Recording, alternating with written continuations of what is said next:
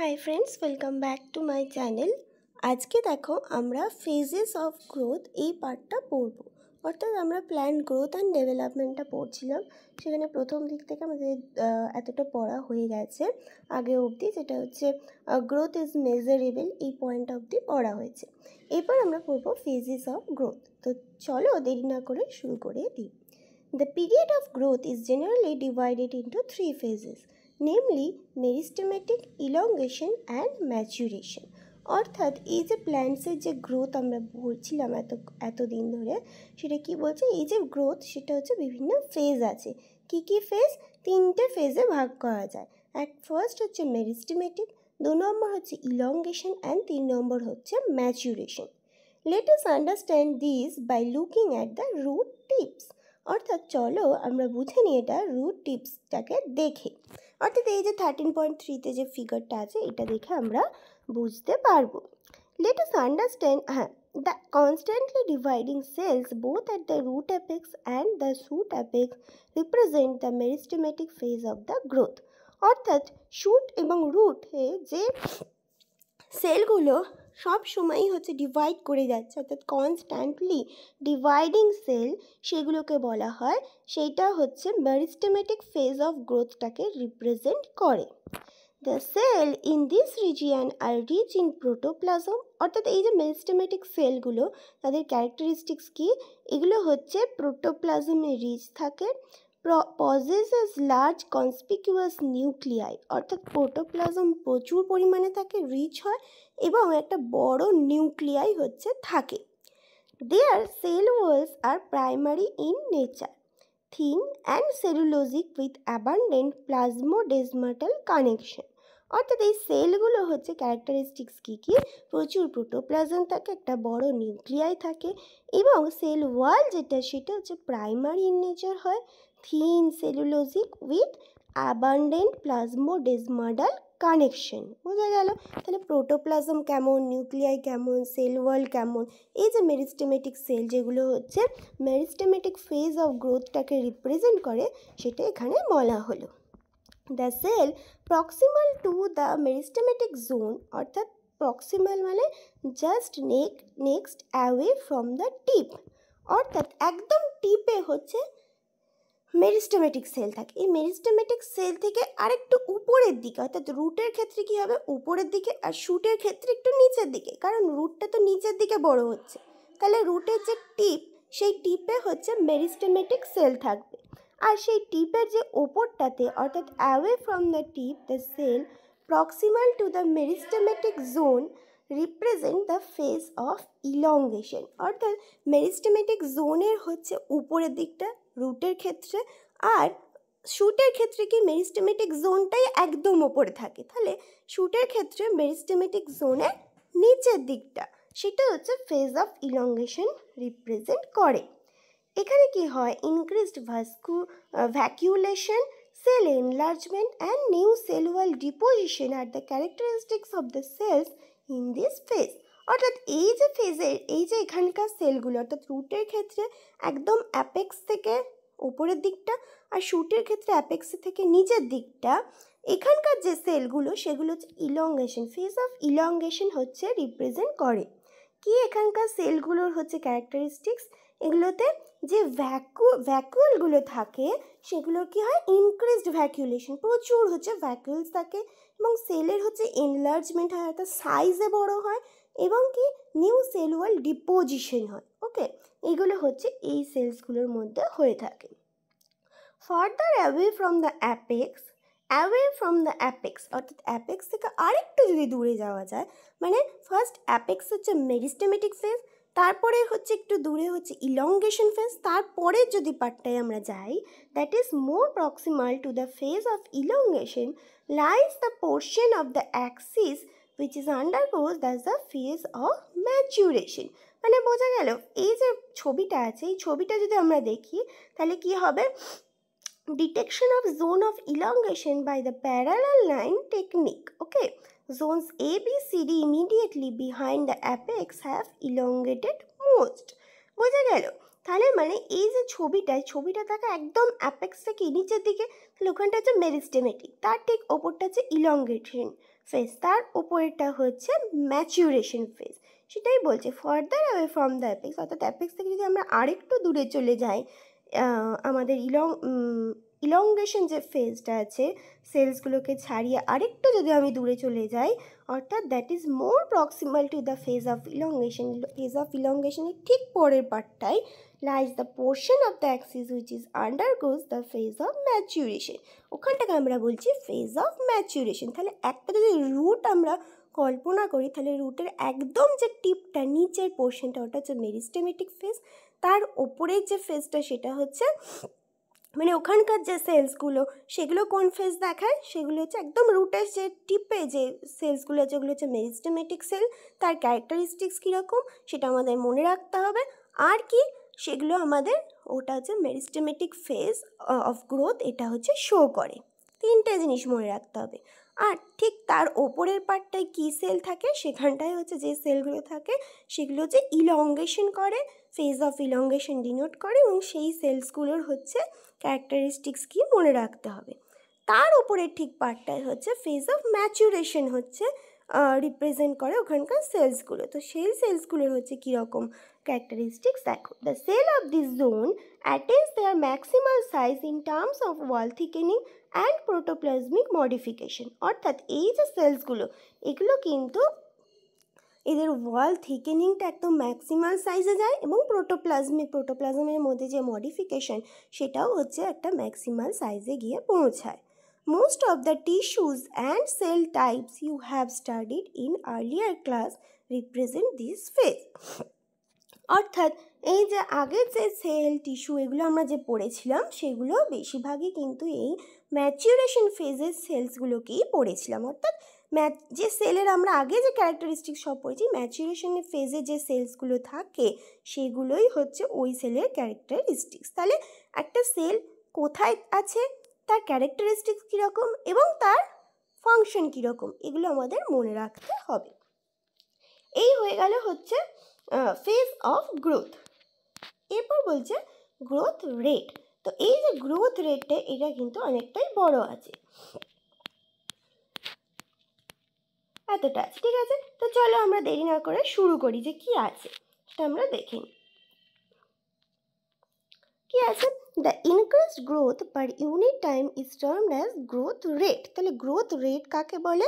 একটা একক সময়ে, যেটা আমরা বলি যে রেট কখন বলবো, যখন একক সময়ে সেই বৃদ্ধিটাকে মানে ইউনিট টাইমে যে পরিমাণ গ্রোথের ইনক্রিজ হবে তাকে আমরা গ্রোথ রেট বলি। Thus, rate of the growth can be expressed mathematically. অর্থাৎ এইভাবে আমরা কিন্তু অঙ্কের মতো করে আমরা গ্রোথ রেটটাকে এক্সপ্রেস করতে পারি। An organism or a part of the organisms can produce more cells in a variety of ways. অর্থাৎ একটা অর্গানিজম এবং কোনো অর্গানিজমের কোনো পার্ট এইভাবেই কিন্তু একক সময় গ্রোথের ডিভিশনের মাধ্যমে হচ্ছে বিভিন্ন মোর সেলস হচ্ছে বিভিন্নভাবে তৈরি করতে পারে।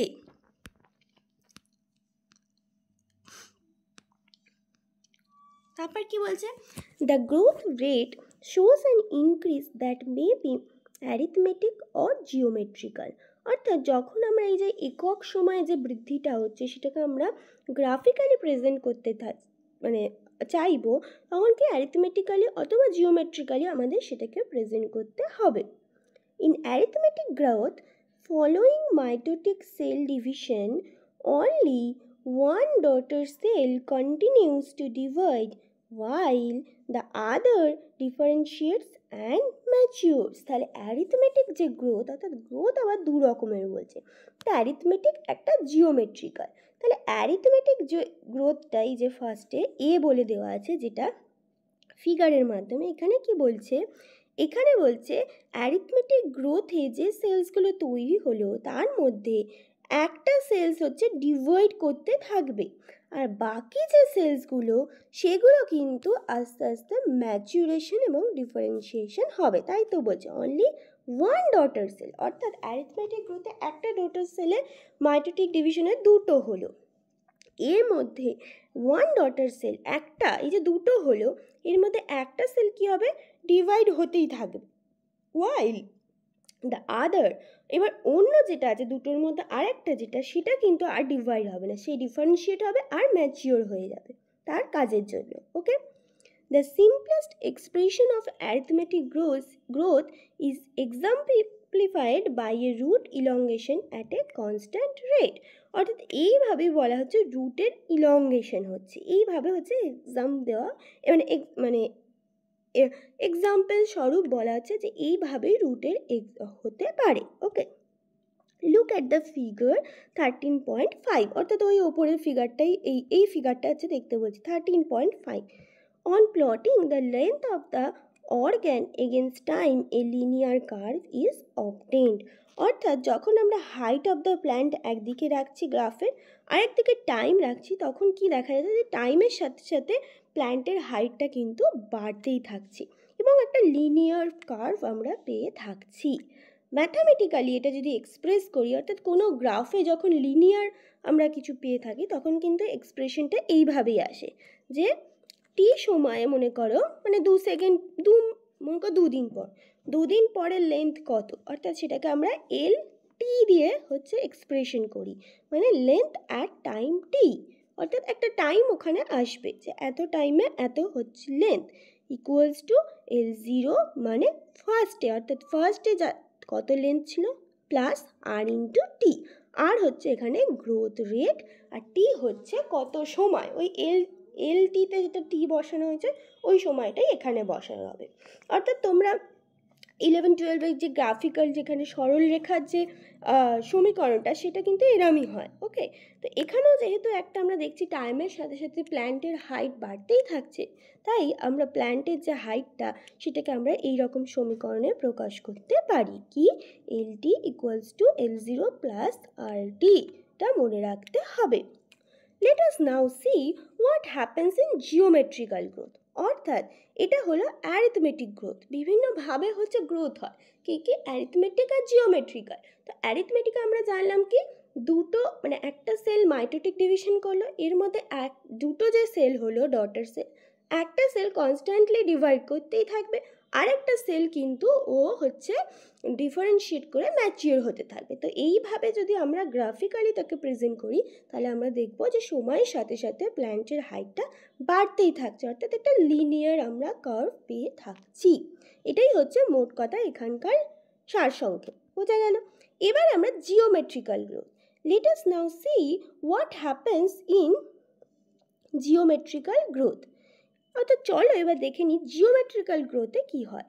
In most system the initial growth is slow, অর্থাৎ এখানে দেখা যায় যে ইনিশিয়াল যে গ্রোথটা সেটা খুব আস্তে আস্তে হচ্ছে, and it increases rapidly thereafter at an exponential rate. অর্থাৎ ফার্স্টে যে গ্রোথটা প্ল্যান্টের সেটা খুব আস্তে আস্তে হচ্ছে এবং হঠাৎ করে কি হলো, হঠাৎ করে একটা বড় একটা মানে সে অনেক তাড়াতাড়ি র্যাপিডলি হচ্ছে তার গ্রোথটা ইনক্রিজ করে গেল এবং সেটা এক্সপোনেনশিয়াল রেট, মানে কি দুগুণ, দুইয়ের মনে করো স্কোয়ার, দুইয়ের কিউব, এইভাবে হচ্ছে বাড়ছে, মানে 2 দুগুণে 4 গুণ, 2 দুগুণে 4, 4 দুগুণে 8 গুণ, এইভাবে হচ্ছে এক্সপোনেনশিয়ালি বাড়তে থাকছে।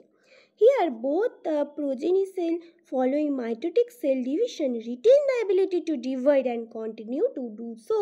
তাহলে এখানে জিওমেট্রিক্যালে কি হচ্ছে, অ্যারিথমেটিকে কি হয়েছিল একটা সেল দুটো ভাগ হলো, এই যে দুটো ভাগ হলো তার মধ্যে একটা হচ্ছে কি সেটা হচ্ছে ভাগ হতে থাকলো, আরেকটা যেটা সেটা কিন্তু ম্যাচিওর হয়ে গেল, সেটা আর ভাগ হলো না। আর এখানে কি হচ্ছে জিওমেট্রিক্যালে একটা সেল দুটো ভাগ হচ্ছে এবং এই যে দুটো সেল হলো এই দুটো সেলও আবার পরে পরে দুটো দুটো করে হতে থাকলো, অর্থাৎ কন্টিনিউ হচ্ছে দুটো প্রোজেনি সেলই কন্টিনিউ হচ্ছে ডিভিশন করতে থাকছে। এটাই বলছে here both the progeny cells following mitotic cell division retain the ability to divide and continue to do so. অর্থাৎ দুটো সেলেই কিন্তু আবার ডিভাইড করার ক্ষমতা রাখছে এবং ডিভাইড করছে। However, with limited nutrition supply, the growth slows down leading to a stationary phase। তাহলে একটা সেল থেকে দুটো, দুটো থেকে চারটে এরকম হতেই থাকছে, কিন্তু এটা যে সারা জীবন হয়ে যাবে তা নয়, কারণ নিউট্রিশন যে সাপ্লাই সেটা তো একটা লিমিটেড আছে, মানে সেল তো তাকে খাবার দিতে হবে তবেই না সে ডিভাইড হতে পারে। তো সেই খাবারটার যখন অভাব পড়ে যায় তখন কিন্তু আর গ্রোথ হয় না, গ্রোথটা তখন স্লোজ ডাউন হয়ে যায়, অর্থাৎ একটা তখন আবার স্টেশনারি ফেজ দেখা যায়। If I plot the parameter of growth against time, অর্থাৎ ঠিক একইভাবে যেমন অ্যারিথমেটিক গ্রোথে আমরা একটা গ্রাফ টেনেছিলাম, সেরকমই যদি জিওমেট্রিক্যাল গ্রোথে আমরা একইভাবে একটা প্লট করি, we get A typical sigmoid or S curve. অর্থাৎ আমরা এই যে পাশে দেখো যে ছবিটা দেখা যাচ্ছে একটা এস এর মতো, অর্থাৎ একটা সিগময়েড কার্ভ পাবো। ওটাতে কি একটা লিনিয়ার পাচ্ছিলাম, টাইমের সাথে সাথে বাড়তেই থাকবে, কিন্তু এখানে টাইমের সাথে সাথে বাড়বে না, ফার্স্টে স্লো বাড়বে, তারপর একটা এক্সপোনেনশিয়াল রেটে হাইলি অ্যাক্টিভভাবে বাড়বে, তারপর কিন্তু নিউট্রিশন সাপ্লাইয়ের অভাবের জন্য সেটা স্টেশনারি ফেজ হচ্ছে অ্যাটেন্ড করবে।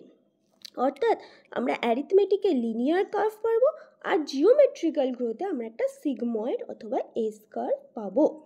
A sigmoid curve is a characteristics of a living organism growing in a natural environment. অর্থাৎ এই সিগময়েড কার্ভে কিন্তু অর্গানিজমরা হচ্ছে গ্রো করে থাকে। It is typically for all cells, tissue and organs of a plant, এবং বেশিরভাগ ক্ষেত্রেই হচ্ছে প্ল্যান্টসের বিভিন্ন সেল টিস্যুর মধ্যে এই ধরনের গ্রোথটাই আমরা দেখে থাকি। Can you think of more similar example? অর্থাৎ তোমরা কি আরও অন্য কিছু এক্সাম্পল মনে করছো? এটাই বলছি। What kind of a curve can you expect in a tree showing seasonal activities? অর্থাৎ যে ট্রিজগুলো আমরা দেখি সিজনাল অ্যাক্টিভিটি, মানে শীতকালে হয় বা গরমকালে স্পেসিফিক ট্রিগুলো, তা তোমরা কি এক্সপেক্ট করছো যে তাদের কার্ভগুলো কেমন হয়, সেটা তোমাদের কাছে জানতে চেয়েছি। Okay, the exponential growth can be expressed as, অর্থাৎ এস কার্ভ, অর্থাৎ এই ধরনের কার্ভ ম্যাথামেটিক্যালি আমরা কিভাবে প্রকাশ করে থাকি সেটাই নিচে ইকুয়েশন দিয়েছে। W1 অর্থাৎ ফাইনাল যে সাইজটা ইকুয়ালস টু, ফাইনাল মানে কি একটা জায়গায় গিয়ে তো এটা স্থির হয়ে যাচ্ছে, নিউট্রিশন সাপ্লাই আর নেই, ও ডিভাইড করতে আর পারছে না, তাহলে ফাইনাল সাইজ। ওকে, আগেরটা আমরা কি জেনেছিলাম, এত সময় পরে সাইজ, কারণ ওটা সময়ের সাথে সাথে বাড়তেই থাকছিল, কিন্তু এখানে কি একটা ফাইনাল সাইজ অ্যাটেইন করছে, তাহলে final size equals to W0, যেটা হচ্ছে initial size at the beginning of the period, into e to the power r into T.